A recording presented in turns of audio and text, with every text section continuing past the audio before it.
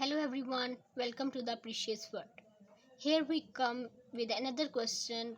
Today we discuss question number 8 from exercise 6.2. Let's start.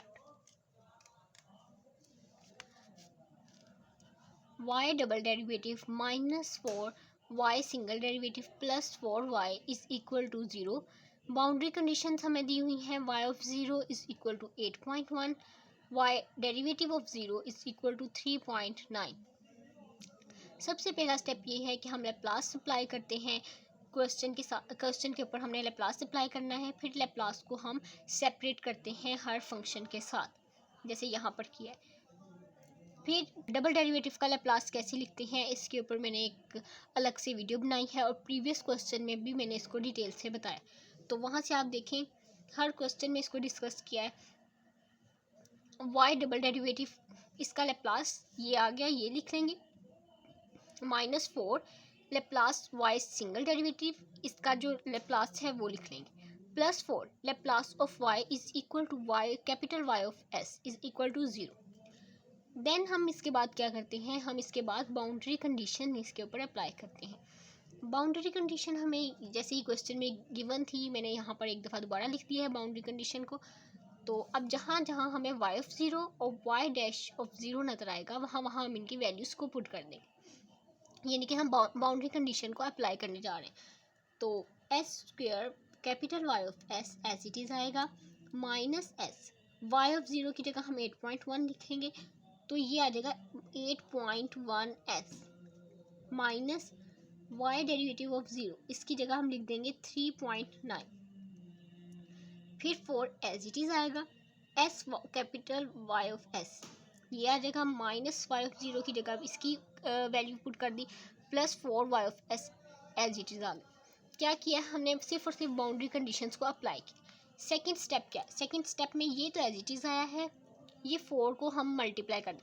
4 इस term के साथ multiply होगा, फिर 4 को माइनस माइनस साइन चेंज हो गया और 4 को 8.1 से मल्टीप्लाई करेंगे तो हमारे पास आंसर आ जाएगा 32.4. ये एज इट इज़ टर्म आ जाएगी. फिर हम जो इसका फोर्थ स्टेप होता है उसमें हम करते हैं वाई ऑफ एस को कॉमन लेते हैं. जैसे जिस टर्म के साथ वाई ऑफ एस है हमने उसको लिख देना है, उसका कॉमन लेके उसको लिख देना. जैसे यहाँ पर एस स्क्वेयर इस टर्म के साथ ये 4 ऑफ एस आएगा, -4 ऑफ एस और साथ में +4 आ जाएगा. ये सारा लिखने के बाद हमारे पास अब जो बाकी चीज़ें हैं 8.1 एस आएगा और साथ में हमारे पास ये दो टर्म्स रहती हैं 32.4 और -3.9. इन दोनों को माइनस करेंगे तो आंसर आ जाएगा 28.5. वाई ऑफ एस को सेपरेट करना है तो इस टर्म को हम यहाँ पर डिवीजन में लिखते हैं. अब क्या किया है, अब इसकी फैक्टराइजेशन की. जैसे एस स्क्वेयर -4s + 4 फैक्टराइजेशन का मैंने पहले भी बताया हुआ. फैक्टराइजेशन कैसे करनी है, 4 इस टर्म को लास्ट वाली और फर्स्ट वाली इन दोनों टर्म्स को मल्टीप्लाई करना है. 4 1s are 4, तो हमारे पास मल्टीप्लाई करके आंसर आना चाहिए 4. और हमने कोई ऐसा मल्टीपल लेना है जिनको ऐड या सब्ट्रैक्ट करें तो ये मिडल टर्म बन जाए. जैसे कि हम अगर 4 को अगर मैं लूँ तो 2 × 2 मल्टीप्लाई करेंगे तो 4 आ रहा है. अगर मैं इसको ऐड कर दूँ -2s तो ये 4s बन जाएगा और मल्टीप्लाई करने से हमारे पास ये वाला 4 बन जाएगा.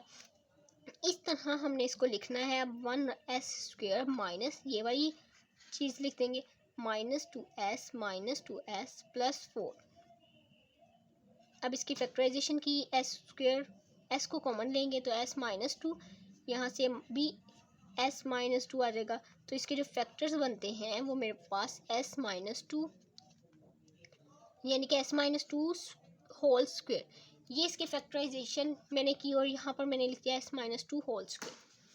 अब इसको पार्शियल फ्रैक्शन के ज़रिए सॉल्व करना है. पार्शियल फ्रैक्शन के ज़रिए इसको सॉल्व करने का मेथड ये है कि जब हमारे पास कोई ऐसी टर्म हो जिसकी होल पावर हो, जैसे हमारे पास कोई भी टर्म हो सकती है s -5 6 और उसके ऊपर होल पावर हो स्क्वेयर, तो हमने क्या करना है, एक कांस्टेंट के साथ हमने इसको सिंगल लिखना है, लीनियर में लिखेंगे, और सेकंड में हम जो है वो उसकी पावर के साथ लिखेंगे. तो हम इसके लिए 2 कांस्टेंट को यूज़ करते हैं. जैसे यहाँ पर a/s -2 लिखा plus B S minus two whole square लिख देना है। फिर इसको सॉल्व करने का तरीका तो यही है कि हम S minus two whole square को मल्टीप्लाई करते हैं बोथ साइड। जब मैंने इसको बोथ साइड पे मल्टीप्लाई करेंगे तो आंसर हमारे पास कुछ इस तरह का आ जाएगा। फिर यहाँ इस लास्ट स्टेप में मैंने क्या किया है, मैंने सिर्फ और सिर्फ इसको मल्टीप्लाई किया। ए को एस के साथ मल्टीप्लाई ए एस आ जाएगा, ए को टू के साथ किया तो माइनस टू ए आ जाएगा। यहाँ तक हमने सिर्फ और सिर्फ मल्टीप्लिकेशन की है। अब हमने जो इसको सॉल्व करने के लिए हमने कंपेयर की हैं कोएफिशिएंट एस के। सबसे पहले हमने कंपेयर किए हैं कोएफिशिएंट्स को, यानी कि लेफ्ट हैंड साइड में जो एस वाली वैल्यू है वो क्या है, 8.1 लिख लिया। यहाँ पर एस के साथ कौन सा डिजिट है या कौन सा कांस्टेंट है वो लिख देंगे। इनके हम बेसिकली कोएफिशिएंट को ही कंपेयर करें तो यहाँ पर मेरे पास ए की वैल्यू आ गई by comparing the coefficient of S. इसी तरह अब मेरे पास कांस्टेंट को कंपेयर करेंगे। ये कांस्टेंट है इस साइड पे माइनस टू ए प्लस बी, ये कांस्टेंट। ए की वैल्यू तो हम पहले ही फाइंड कर चुके हैं 8.1, वो लिख देंगे प्लस बी। तो मेरे पास जब मल्टीप्लाई करके बी की वैल्यू आ जाएगी -12.3। अब ए और बी की वैल्यू आ गई। अब हम ए और बी की वैल्यू इन जगह पे लिख देंगे, यानी कि इसकी वैल्यूज बेसिकली पुट कर देंगे।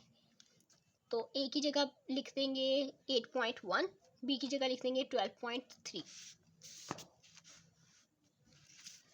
जैसे यहाँ पर कर लिया। अब हमने यहाँ जो इसका लास्ट स्टेप होता है उसमें हम लेते हैं इन्वर्स लेप्लास। जब y ऑफ s का इन्वर्स लेप्लास लेंगे तो हमारे पास आंसर जो आएगा वो है y ऑफ t। अब इन टर्म का लेप्लास लिया, जब इस टर्म का इन्वर्स लेप्लास लेते हैं, Laplace inverse 8.1 over s minus two, तो हमने क्या करना है 8.1 को तो स्टार्ट में लिखते हैं। अब लेप्लास इन्वर्स हमने फाइंड करना है 1 ओवर s माइनस टू। इसको तो देखने से ही पता लग 1 ओवर s माइनस टू, इसको तो देखने से ही हमें आइडिया हो जाता है कि ये किसका इन्वर्स लेप्लास बन रहा है। ये तो सिंपल है, 1 ओवर s माइनस ए, यानी कि e की पावर ए टी का इन्वर्स लेप्लास बन रहा है। तो अब यहाँ पर a की जगह 2 है तो हमारे पास ये जो इन्वर्स लेप्लास बन रहा है ये बन रहा है e की पावर 2t, 8.1 e की पावर 2t, बाकी सेम ही। अब लेप्लास इन्वर्स इसका फाइंड करना है। इसका लेप्लास इन्वर्स फाइंड करने के लिए 12.3 s माइनस टू। अगर तो आपको लेप्लास के कॉन्सेप्ट क्लियर हैं तो आपके लिए कोई मुश्किल बात नहीं है, कोई डिफ़िकल्ट क्वेश्चंस नहीं। 12.3 लेप्लास इन्वर्स फाइंड करना है हमने 1 over s minus two square. जैसे ही स्क्वायर इसके ऊपर अब हमने देखा है तो इससे आइडिया क्या होगा, यहाँ पर आपको अगर मैं बताऊँ थोड़ा सा, अगर हम इसके एक्सप्लेनेशन करें कि जब मेरे पास इस तरह क्वेश्चन होता था Laplace of T dot E की पावर 2t, अगर सपोज करें मेरे पास इसका मुझे लेप्लास फाइंड करने को कहा गया। इस तरह के क्वेश्चंस हमने जब लेप्लास को डिस्कस किया था तो हमने ज़रूर ये फर्स्ट शिफ्ट थ्योरम के ऊपर मैंने एक वीडियो भी बनाई है। अगर आपको नहीं आइडिया तो आप वहाँ से देख लें, वरना हम इस क्वेश्चन में भी इसको डिस्कस करने लगे। जब इस तरह होता है फर्स्ट शिफ्ट थ्योरम में तो हम क्या करते हैं, जो e की पावर 2t उसके साथ जो फंक्शन होगा t का, हम जब t के साथ e की पावर 2t मल्टीप्लिकेशन में हो तो हमने क्या करना है, हमने e की पावर 2t को आप इग्नोर करें और t का लेप्लास देखें। t का लेप्लास क्या होता है 1 ओवर s स्क्वायर। साथ में हमने इसमें जो s है उसको उससे रिप्लेस कर देना है s माइनस इसकी जो पावर में लिखा है, इसकी पावर में क्या लिखा है 2, s माइनस 2 से रिप्लेस कर दिया। अब आप इसको रिप्लेस कर दें 1 over s minus 2 whole square. तो इन्वर्स लेप्लास लेना हो तो हमारे पास ये किसका इन्वर्स लेप्लास बनता है t e की पावर 2t, जैसे ये, और ये जो 12.3 था ये एज इट इज 7 आ गया। यहाँ पर फर्स्ट शिफ्ट थ्योरम में जब मैंने बताया था तो मैंने बताया था आपने सबसे पहले जो t का फंक्शन होगा, जैसे हमारे पास अगर t की पावर क्यूब है, t की पावर क्यूब उसका लेप्लास क्या होता है आपने वो लिखना है। फिर क्या करना है, हमने s को रिप्लेस करना है s माइनस e की पावर में जो भी t के साथ होगा। जैसे यहाँ पर अगर 4t होता तो मैं यहाँ पर s माइनस 4 लिख देती। अगर यहाँ पर -2 होता तो मैं लिखती s माइनस -2 जो कि बाद में प्लस हो जाता।